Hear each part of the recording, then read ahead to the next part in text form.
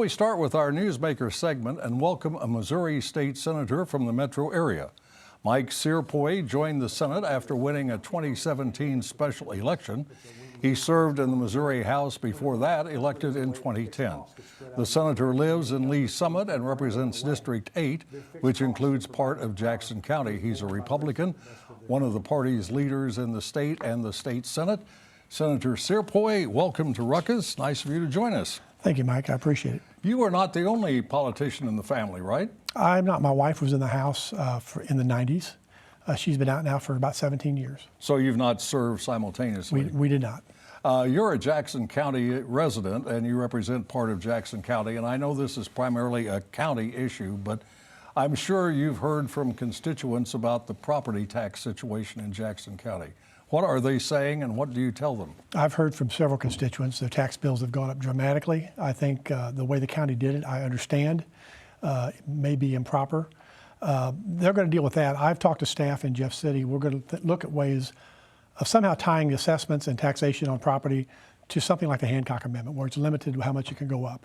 The state's bound by that. I think we should do something like that on the local governments. So there may be a way that these tax increases are going to be mitigated as a result of state action?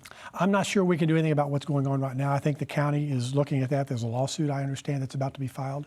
So I don't know that we can do anything about that because whatever we do will not take effect until next year.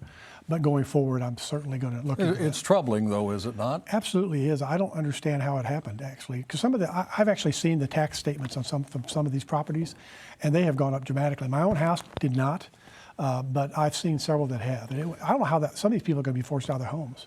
You were one of those who worked hard to get a law dealing with what is called the border war between Missouri and Kansas, the economic development war. What did the law say? What does it say?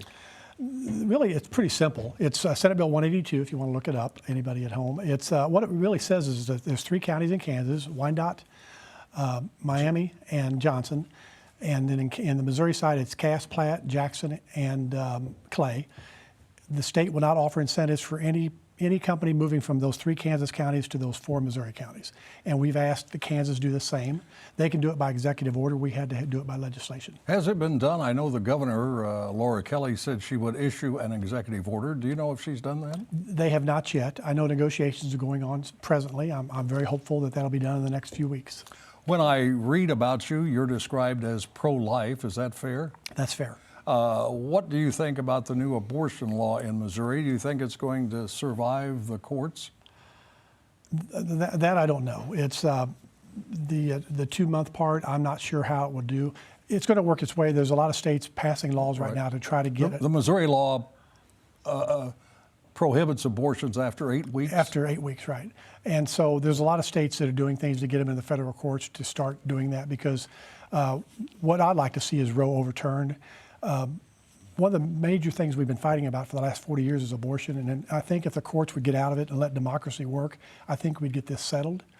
Probably nobody would be completely happy, but that's not unusual in a democracy. But when the courts step in and thwart things like they did, because many states were starting to modernize their abortion laws back in the late 60s and early 70s. You and I are old enough to remember that. Well, you are.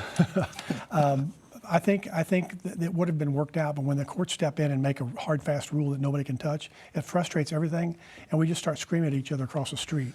That bill, that law, the abortion law, will likely be on the ballot next year, will it not? Well, there's a couple of initiative petitions, I think, moving forward. I'm actually not opposed to I think we probably need to maybe look at the rape portion of that. I don't think the people that are saying there should be an exception for rape are wrong. I don't know what the appropriate language is, but I'm open to looking at that. President Trump is said to be popular in Missouri, at least he has been in the past. Is he still? I think he is. I think in my district, I've got a suburban district, so it's probably not as strong as it is in outstate, but I still think he'll carry the 8th Senate district easily. Surely he'll be on the ballot next year. You think he'll win Missouri easily then? I think he will. All right, sir. It's good to meet you. It's good to have you with us. Thanks for coming in. Thank you, Mike. Come back and see us. That is Missouri State Senator Mike Searpoy. Now let's meet the panel and start a ruckus.